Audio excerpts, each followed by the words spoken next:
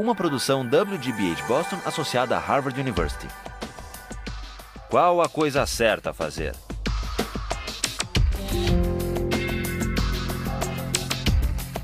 Justice, com Michael Sandel.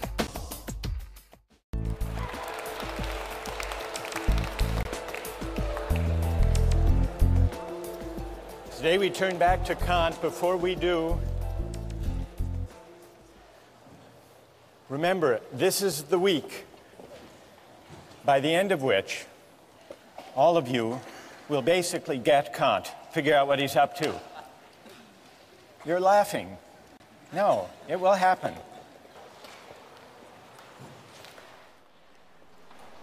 Kant's groundwork is about two big questions. First, what is the supreme principle of morality? Second, how is freedom possible? Two big questions. Now,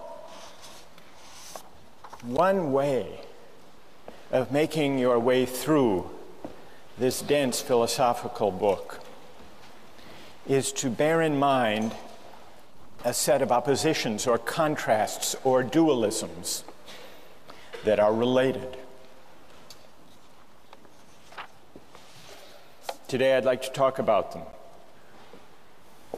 Today we're going to answer the question, what, according to Kant, is the supreme principle of morality?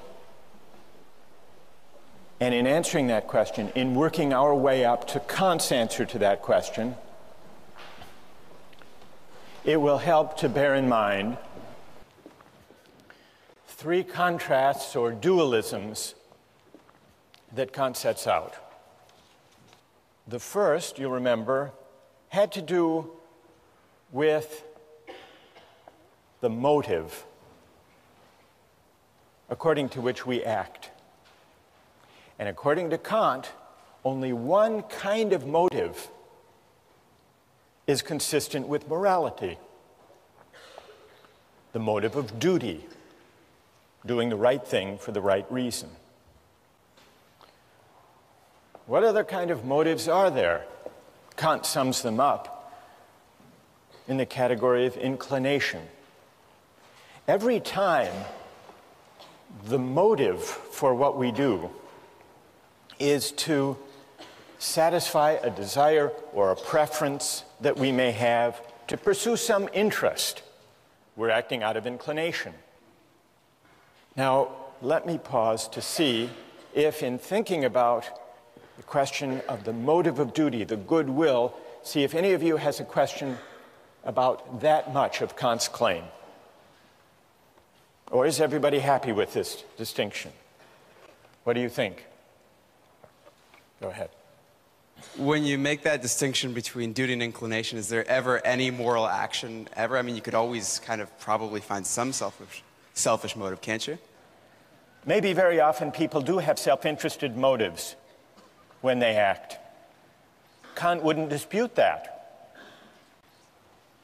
But what Kant is saying is that insofar as we act morally, that is, insofar as our actions have moral worth, what confers moral worth is precisely our capacity to rise above self-interest and prudence and inclination and to act out of duty.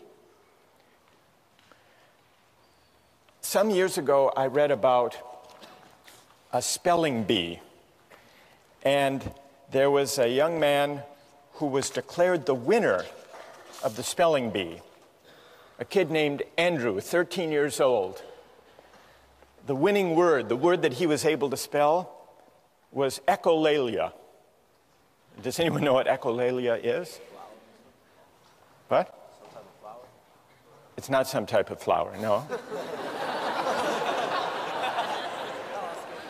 It means the tendency to repeat, as in echo, to repeat what you've heard. Anyhow, he misspelled it, actually. But the judges misheard him. They thought he had spelled it correctly and awarded him the championship of the National Spelling Bee. And he went to the judges afterward and said, actually, I misspelled it. I don't deserve the prize. And he was regarded as a moral hero, and he was written up in the New York Times, misspeller is a spelling bee hero. There's Andrew with his proud mother.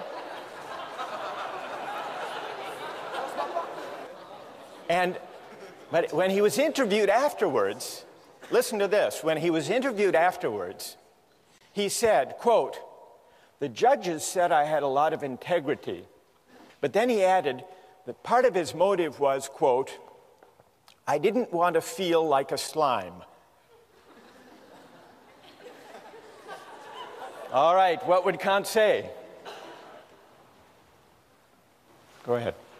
I guess it would depend on whether or not that was a marginal reason or the predominant reason in whether or not and why he decided to confess that he didn't actually spell the word correctly. Good. And what's your name? Vasco. That's very interesting. Is there anyone else who has a view about this? Does this show that Kant's principle is too stringent, too demanding? What would Kant say about this? Yes. I think that Kant actually says that it is the pure motivation that comes out of duty which gives the action moral worth. So it's like, for example, in this case, he might have more than one motive. He might have the motive of not feeling like a slime, and he might have the motive of doing the right thing for in and of itself, out of duty. And so, while there's more than one motivation going on there, does not mean that the action is devoid of moral worth just because he has one other motive. So, because the motive which involves duty is what gives it the moral worth. Good. And what's your name? Judith. Well, Judith, I think that your account actually is true to Kant. It's fine to have sentiments and feelings that support doing the right thing, provided they don't provide the reason for acting. Yeah. So I think Judith actually has mounted a pretty good defense of Kant on this question of the motive of duty. Thank you. Now, let's go back to the three contrasts. It's clear at least what Kant means when he says that for an action to have moral worth, it must be done for the sake of duty, not out of inclination. But as we began to see last time, there's a connection between Kant's stringent notion of morality and his specially demanding understanding of freedom. And that leads us to the second contrast, the link between morality and freedom. The second contrast describes two different ways that my will can be determined, autonomously and heteronomously. And according to Kant, I'm only free when my will is determined autonomously, which means what? According to a law that I give myself. We must be capable, if we're capable of freedom as autonomy, we must be capable of acting according not to a law that's given or imposed on us, but according to a law we give ourselves. But where could such a law come from? A law that we give ourselves? Reason. If reason determines my will, then the will becomes the power to choose independent of the dictates of nature or inclination or circumstance. So, connected with Kant's demanding notions of morality and freedom is a specially demanding notion of reason. Well, how can reason determine the will? There are two ways, and this leads to the third contrast. Kant says there are two different commands of reason. And a command of reason, Kant calls an imperative. An imperative is simply an ought. One kind of imperative, perhaps the most familiar kind, is a hypothetical imperative. hypothetical imperatives use instrumental reason. If you want X, then do Y. It's means-ends reasoning. If you want a good business reputation, then don't shortchange your customers. Word may get out. That's a hypothetical imperative. If the action would be good solely as a means to something else, Kant writes the imperative is hypothetical. If the action is represented as good in itself, and therefore as necessary for a will which of itself accords with reason, then the imperative is categorical. That's the difference between a categorical imperative and a hypothetical one. A categorical imperative commands categorically, which just means without reference to or dependence on any further purpose. And so you see the connection among these three parallel contrasts. To be free in the sense of autonomous requires that I act not out of a hypothetical imperative, but out of a categorical imperative. And so you see, by these three contrasts, Kant reasons his way, brings us up to his derivation of the categorical imperative. Well, this leaves us one big question. What is the categorical imperative? What is the supreme principle of morality? What does it command of us? Kant gives three versions, three formulations of the categorical imperative. I want to mention two and then see what you think of them. The first version, the first formula, he calls the formula of the universal law. Act only on that maxim whereby you can at the same time will that it should become a universal law. And by maxim, what does Kant mean? He means a rule that explains the reason for what you're doing, a principle. For example, promise keeping. Suppose I need money, I need $100, desperately. And I know I can't pay it back anytime soon. I come to you and make you a promise, a false promise, one I know I can't keep. Please give me $100 today, lend me the money, I will repay you next week.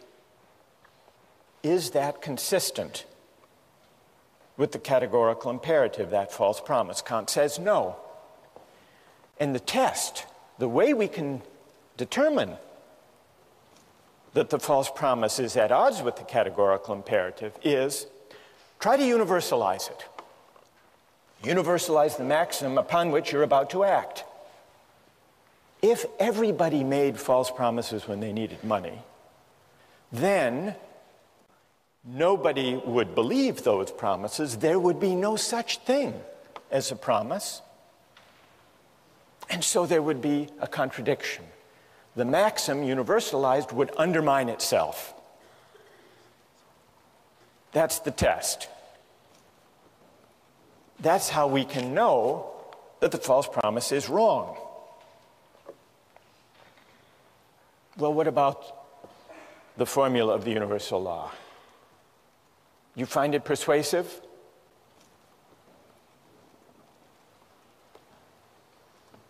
What do you think? Go ahead. I have a question about the difference between categoricalism and a hypothesis that if you're going to between categorical and hypothetical yeah. imperatives. Right. If you're going to act with a categorical imperative so that the maxim doesn't undermine itself, it sounds like I am going to do X because I want Y. I am going to not lie in dire need because I want the world to function in such a way that promises are kept. I don't want to liquidate the practice of promises. Right. It sounds like justifying a means by an end. It seems like an instance of consequentialist reasoning, you're saying. Right. And what's your name? Tim. Tim. Well, Tim, John Stuart Mill agreed with you. He made this criticism of Kant. He said, if I universalize the maxim and find that the whole practice of promise-keeping would be destroyed if universalized, I must be appealing somehow to consequences. Right. If that's the reason not to tell a false promise. So John Stuart Mill agreed with that criticism against Kant. But John Stuart Mill was wrong. You're in good company, though. You're in good company, Tim. Kant is often read, as Tim just read him, as appealing to consequences. The world would be worse off if everybody lied, because then no one could rely on anybody else's word. Therefore, you shouldn't lie. That's not what Kant is saying exactly, although it's easy to interpret him as saying that. I think what he's saying is that this is the test. This is the test of whether the maxim corresponds with the categorical imperative. It isn't exactly the reason. It's not the reason. The reason you should universalize to test your maxim is to see whether you are privileging your particular needs and desires over everybody else's. It's a way of pointing to this feature, this demand of the categorical imperative, that the reasons for your action shouldn't depend, for their justification, on your interests, your needs, your special circumstances being more important than somebody else's. That, I think, is the moral intuition lying behind the universalization test. So let me spell out Kant's second version of the categorical imperative, perhaps in a way that's more intuitively accessible than the formula of universal law. It's the formula of humanity as an end. Kant introduces the second version of the categorical imperative with the following line of argument. We can't base the categorical imperative on any particular interests, purposes, or ends, because then it would be only relative to the person whose ends they were. But suppose there were something whose existence has in itself an absolute value, an end in itself, then in it, and in it alone, would there be the ground of a possible categorical imperative. Well, what is there that we can think of as having its end in itself? Kant's answer is this. I say that man, and in general every rational being, exists as an end in himself, not merely as a means for arbitrary use by this or that will. And here Kant distinguishes between persons on the one hand and things on the other. Rational beings are persons. They don't just have a relative value for us, but if anything they have an absolute value, an intrinsic value. That is, rational beings have dignity. They're worthy of reverence and respect. This line of reasoning leads Kant to the second formulation of the categorical imperative, which is this. Act in such a way that you always treat humanity, whether in your own person or in the person of any other, never simply as a means, but always at the same time as an end. So that's the formula of humanity as an end.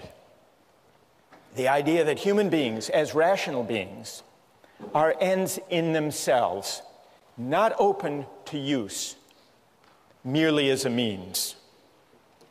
When I make a false promise to you, I'm using you as a means to my ends, to my desire for the $100. And so I'm failing to respect you. I'm failing to respect your dignity. I'm manipulating you. Now consider the example of the duty against suicide. Murder and suicide are at odds with the categorical imperative. Why? If I murder someone, I'm taking their life for some purpose, either because I'm a hired killer or I'm in the throes of some great anger or passion.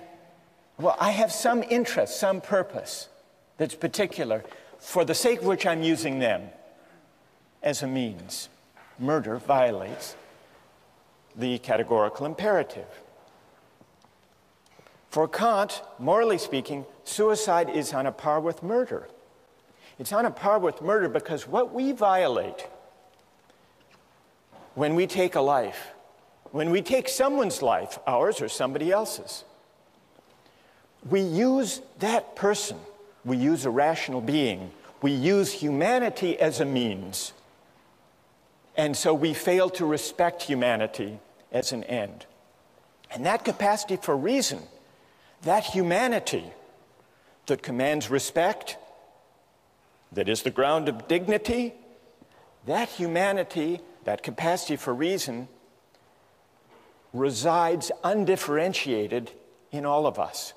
And so I violate that dignity in my own person if I commit suicide, and in murder if I take somebody else's life. From a moral point of view, they're the same.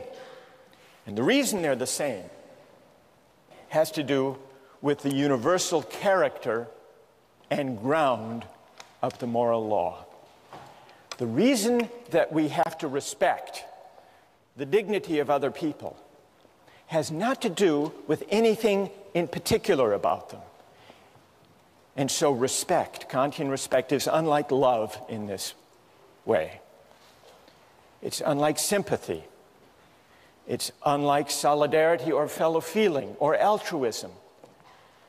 Because love and those other particular virtues or reasons for caring about other people have to do with who they are in particular.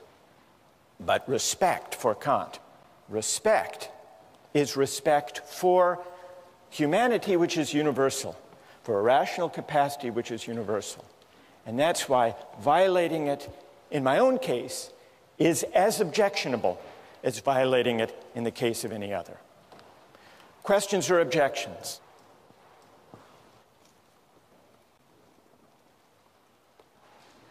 Go ahead. I guess I'm somewhat worried about Kant's statement that you cannot use a person as a means because every person is an end in and of themselves. Because it seems that every day, in order to get something accomplished for that day, I must use myself as a means to some end.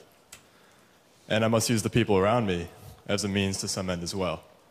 For instance, suppose that I want to do well in a class, and I have to write a paper. I have to use myself as a means to write the paper. Suppose I want to buy something, food.